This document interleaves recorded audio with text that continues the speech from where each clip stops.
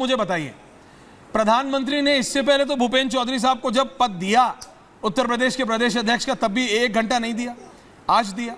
उसके बाद गृह मंत्री और प्रधानमंत्री की बैठक, ये सब आप भी समझते क्या हो रहा है। देखिए राहुल देव जी गलत नहीं कह रहे, चेंज हैज टू हैपन, कुछ बदलाव होगा और कुछ ड्रास्टिक होगा, संगठन में भी सरकार में भी। मैं नहीं कह रहा कि बाबा बिल्कुल नहीं हट रहे, बाबा इज द मोस्ट पॉपुलर नेता इस समय, बीजेपी रिस्क नहीं ले सकती और ना लेगी, लेकिन कुछ तो कहीं तो चर्न करना पड़ेगा ना, क्योंकि वो जो 10 बाई इलेक्शन के जो जिम्मेदारी दिए हैं आपने, वो सारे 10 के 10 मूल्यांकन की प्रक्रिया, हर्षवर्धन जी वो 10 के 10 नेता आर सेट टू बी बाबा टीम। तो उस प्रक्रिया में जो है कब कितना समय दिया जाएगा, यह तो काल एवं परिस्थिति के अनुकूल होगा निर्णय, निश्चित तौर पर। ओके ठीक है, आप कह रहे हैं भाई एवरीथिंग इज ओके। ओमकारेश्वर जी आपके पास आ रहा हूं, लेकिन सिर्फ एक बात बता रहा हूं हर्षवर्धन जी, मैं अगला सवाल ये कि बाबा ने जिस तरह से आपने वो बोला, मैंने वो ट्वीट देखा, हाँ, और मैंने पिछले 50-60 फास्ट स्वाइप करके देखा, बहुत समय तक केशव प्रसाद मौर्य जी की किसी भी पोस्ट पे बाबा की तस्वीर नहीं है। यू आर राइट, नहीं होती, ये मेरी नजर से हट गया था, लेकिन आज सुबह 9 बज के जो आपने बोला उस पोस्ट पे है, छोटे ही है लेकिन बाबा है, योगी है, बाबा इज देयर। और ये छोटी छोटी चीजें ही होती हैं जो इंडिकेटर होती हैं, लेकिन बाबा ने भी इंडिकेशन दिया है और बड़ा इंडिकेशन है। जो 10 बाई इलेक्शन है उनकी जिम्मेदारी जो 10 नेताओं को दी है, वो सारे के सारे उनके लोग। अब प्रेम शुक्ला जी बोलेंगे हमारे यहाँ कोई टीम नहीं होती, हमारे यहाँ तो एक ही है, तो अब वो तो फिर अब सेफ पे खेल रहे हैं, लेकिन हर जगह होती है, कांग्रेस में भी होती है, बीजेपी में भी है, सपा में भी है, यहाँ भी है। सपा में भी शिवपाल जी के अपने नेता है, अखिलेश जी के अपने, रामगोपाल जी के हैं, तो वो 10 के 10 नेता या मंत्री वो सारे बाबा के लोग हैं।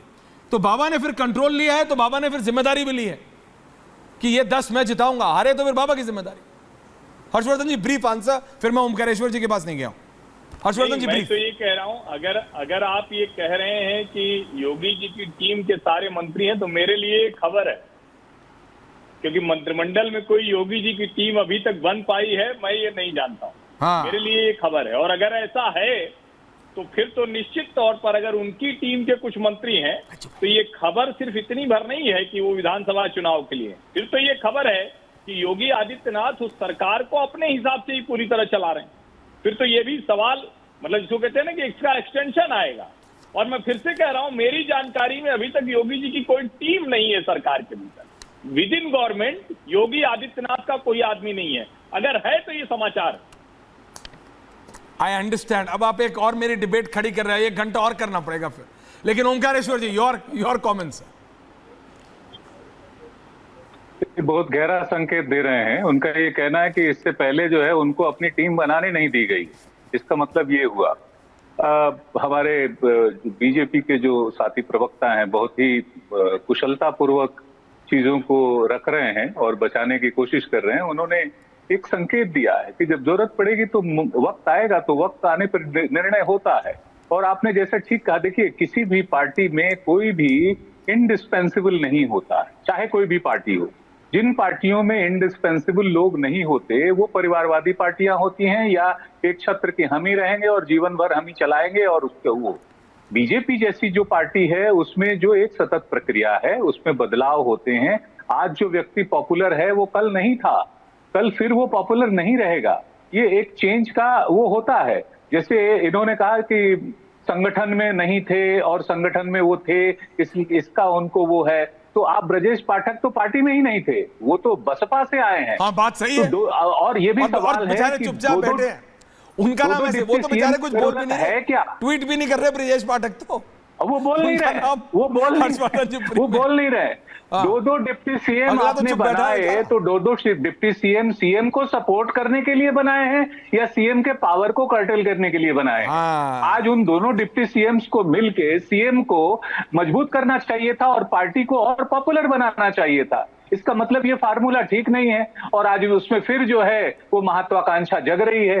तो समस्याएं भीतर हैं। मुझे ऐसा लगता है ये संकेत, जैसा आपने भी ऐश्वर्या जी ने बहुत सही कहा, कि अभी एक मौका दिया गया है कि ये विधानसभा उप विधानसभा के जो उपचुनाव हैं 10 के सीटों के, अगर उसमें योगी आदित्यनाथ और उनकी 30 मेंबर टीम अच्छा कर ले जाती है तो शायद लॉन्गेविटी मिल जाए।